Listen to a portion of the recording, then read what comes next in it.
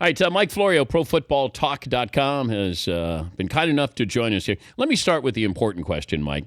Would you rather lose a Super Bowl or a finger? Wow.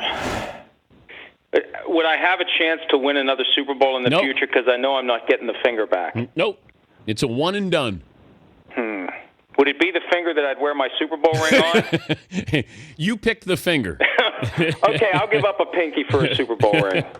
All right, let's go back to the Mort report. 11 of the 12 footballs that the Patriots were using the game against the Colts were under the required level. How important was that report to where we are today?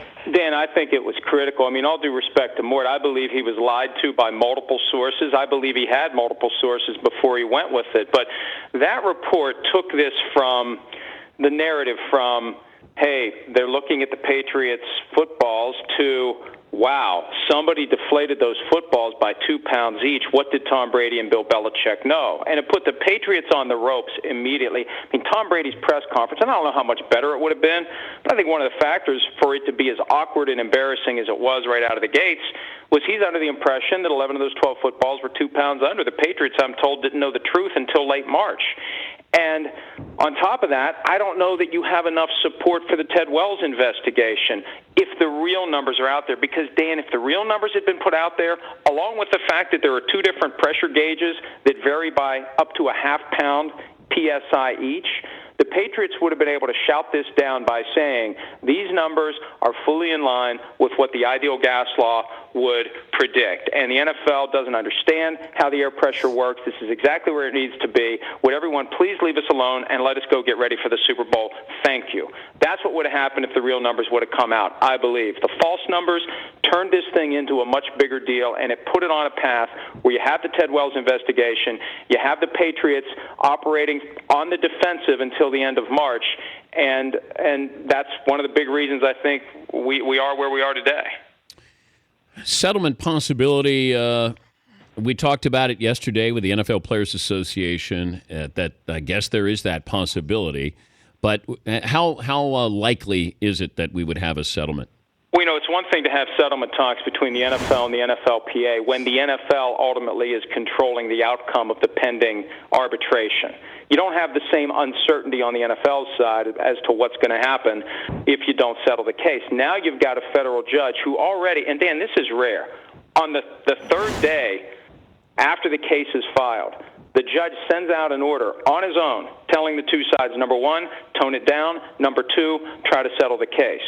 And I've seen how judges operate. Some judges will say, I want the lawyers to go in that room over there and you don't come out until the case is settled. And that has happened. That's not an exaggeration. That happens. And some judges will say, you know what, we've brought in a mediator to try to work this out. It hasn't worked. I'm going to try to work this out. And once the judge starts getting involved in that, even the most stubborn litigant is going to crack and listen to the judge. And the challenge for the judge is to figure out who's being the most stubborn, and you let them know what's going to happen if they don't settle. And if the ultimate choice is you either settle or you have a pretty good chance of losing, all of a sudden you've got people who are willing to settle the case. So I get the impression the judge is going to try to get this thing resolved in a very aggressive way, just based upon the fact that he's already been very aggressive in telling the two sides to try to work this out. Okay, but here's the problem. There's nothing Brady can do other than say, all right, I'll accept the 4 games. So this is on the NFL to try to come up with some kind of solution, settlement offer that will appease everybody. Why would the NFL cave into 2 instead of staying at 4 if they firmly believe their case here with Tom Brady? Well, a lot of it depends upon what the judge is going to do. And if the judge makes it clear to the NFL's lawyers, you know what, I'm inclined to rule in favor of Mr. Brady. I'm inclined to let him have a preliminary injunction and let him keep playing as this case goes forward. I'm inclined to throw this out. How in the world can you suspend Tom Brady for policies that you never gave to him? How can you suspend him for obstructing an NFL investigation when your former commissioner, Paul Tagliabue, wrote 3 years ago that in his 40 years in the NFL, no player has ever been suspended for obstructing an NFL investigation. I'm gonna throw this out. Tom Brady is not going to be suspended, so your alternative is just take a 4-game fine and let him play for free for 4 games, and then you get something. Because if you keep fighting, you get nothing, and that may be the kind of thing that gets the NFL to say, "Boy, we better take what we can get and move on." A couple other stories in the final minute we have. This Sheldon Richardson story. This is really, really bad. And it's got layers and levels.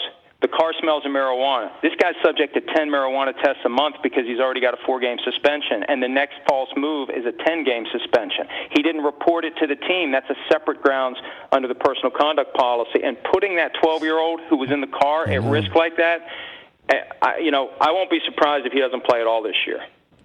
I wonder if he's ever going to play for the Jets again.